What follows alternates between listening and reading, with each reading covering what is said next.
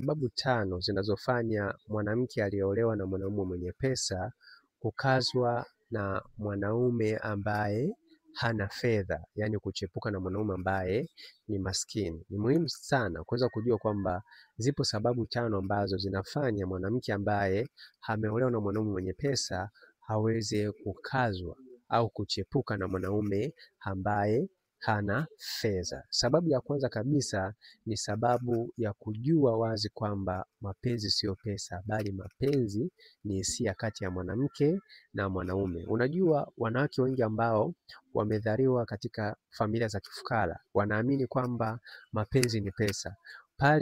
Pale wanapokuwa wanaamini vile, wanapopata mwanaume mwenye pesa, basi wanajikuta wakishaingia katika ndoa, wanajikuta wanajua kwamba ukweli mapenzi sio pesa, bali ni hisia kati ya mwanamke na mwanaume. Kwa hiyo pia ni mojawapo ya sababu ambao wanafanya mwanamke ambaye ameolewa na mwanaume mwenye pesa kujikuta anaangukia penzini na mwanaume ambaye ana pesa, kwa sababu ni hisia ambazo zinamfanya hawezi kuona kama mapenzi sio pesa, bali ni hisia. Kwa hiyo pia ni mojawapo ya sababu ambayo inafanya mwanamke ambaye ameolewa na mwanaume mwenye pesa kuweza kuchepuka na mwanaume maskini. Na pia sababu ya pili ni sababu ya kutaka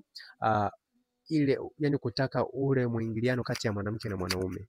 Hii pia ni mojawapo ya sababu. Yaani inamaanisha kwamba mara nyingi wanawake walioolewa na wanaume wenye pesa huwa kunakuwa hakuna mwingiliano. Yaani mwanaume ndiye anakuwa yeye ndio kama baba, yeye ndio kama mwamuzi wa mwisho. Kwa hiyo inafanya mwanamke akose ule uhuru.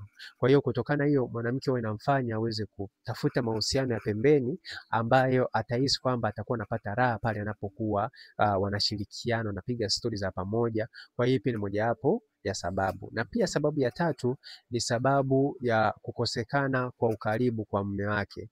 Ni muhimu sana kujua kwamba mwanaume mwenye pesa mara nyingi huwa yuko busy sana na biashara zake au na vitu vyake. Kwa hiyo inamfanya asiwe karibu na mke wake. Kwa hiyo hii pia ni mojawapo ya sababu ambayo inafanya wanawake ambao wameolewa na wanaume wenye pesa kuweza kuwa na mahusiano na fukara au mwanaume fukara. Na pia sababu ya nne ni sababu ya mwanamke kutofikishwa kileleni au kutofurahia tendo la ndoa. Ni muhimu sana kuweza kujua kwamba kwa kawaida mwanaume mwenye pesa huwa anajijali yeye hisia.